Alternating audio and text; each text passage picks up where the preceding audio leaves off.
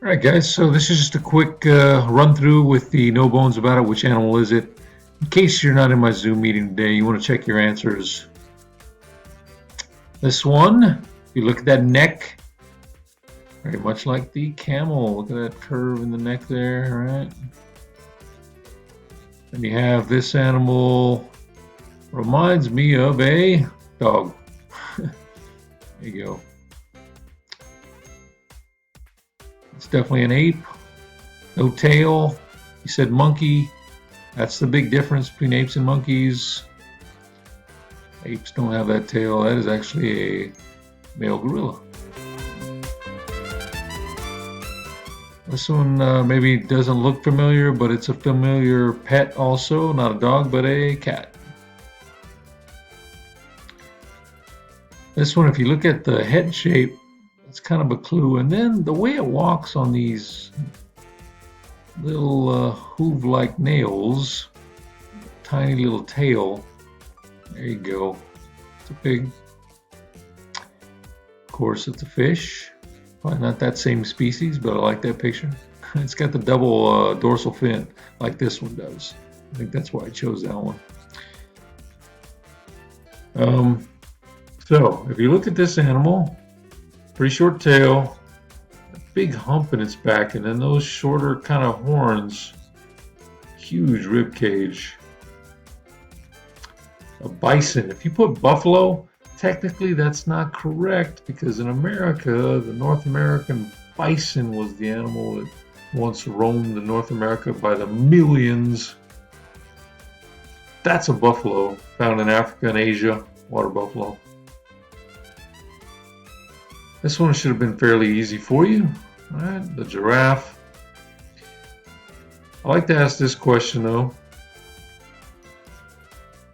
You think a giraffe has more of these neck vertebrae than we do? Or are they just larger? They have the exact same number as we do. Theirs are just about a foot long instead of, a couple inches like ours. And I think that one was fairly obvious too with the tusks. Elephant.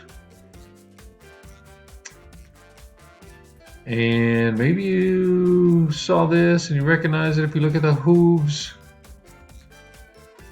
The horse. Right? I like to throw this picture in just because when I was looking for this picture, I saw this and I just thought, this is so silly. It can't be real. I don't think it is, but that is one hefty horse there.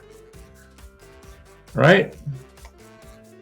If you were thinking bird on this, good for you, because you should have been. Look at some of the differences in these guys. Of course, there's more vertebrae. Look at this bone down here. That's called the keel bone, and only birds have that.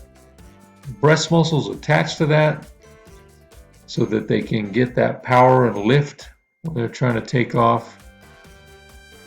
Maybe you were thinking flamingo, maybe you were thinking ostrich, but actually it's just your garden variety chicken. If you were thinking ostrich, that's what their skeleton looks like.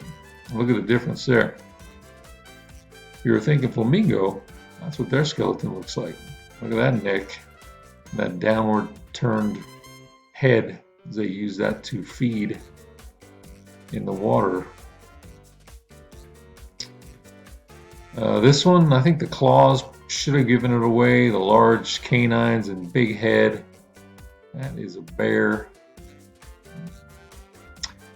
So how many skeletons could you identify? Be honest, put that number down.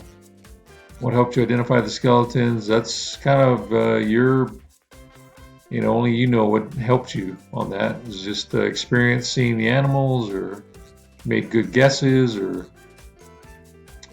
they don't all have the same number of small bones in their spines. Look at that fish compared to the bird, compared to one of the mammals. There's some differences. And skeletal features other than the spine do vertebrate animals have in common? So remember I talked about this yesterday. All these animals are vertebrates, animals with backbones. There are some things that are different and some things that they have in common. So you could have chose from several. And then the last two had to do with your height and your skeleton's height. Make sure you have those filled in. Make sure you put these in your notebook, guys. These should be going in right after the notes on the skeletal system.